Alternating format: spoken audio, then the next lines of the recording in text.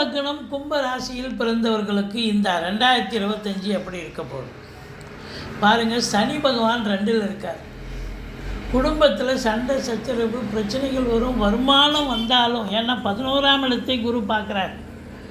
இந்த ஓராண்டு நல்ல வருமானம் வரும். ஆனால் கொடுக்கல் வாங்கல் செய்யாதீங்க. குடும்பத்தில் சண்டை சச்சரவு பிரச்சனைகள் வரும் அப்படின்னு சொல்லக்கூடிய நிலை. 4ஆம் இடத்தை சனி பார்ப்பதால் தாய் வழி சொந்தங்களால் செலவினங்கள் ஏற்படும். தாய்க்கு தேக ஆரோக்கிய குறைவு ஏற்படும். வண்டி வாகனங்கள் செலவு வைக்கும்.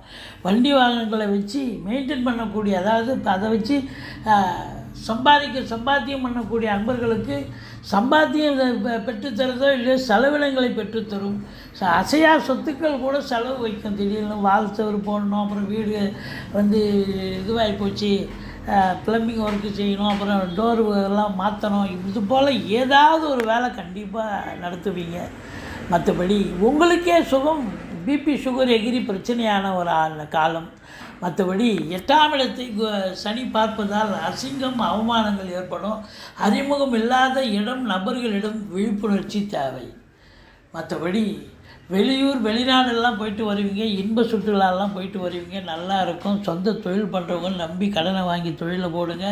தொழில் நல்ல அபிவிருத்தியாகும். உத்தியோகத்தில் இருக்கிறவங்களுக்கு பதவி உயர்வு, ஊதிய உயர்வு எல்லாம் கிடைக்கும். சந்தோஷமாக வேலை பார்க்க போகிறீங்க. ராகு ராசியில் இருந்து 7ல் கேது இருந்தால் கணவன் மனைவிக்குள்ளே சண்டை வந்தாலும் ஒன்றும் பிரச்சனை இல்லை. மற்ற குடும்ப உறுப்பினர்கள்கிட்டையும் கொஞ்சம் எச்சரிக்கையாக தாங்க இருக்கணும். இருந்தாலும் நல்ல கௌரவம், புகழ், அந்தஸ்து கண்டிப்பாக ஏற்படக்கூடிய ஆண்டு.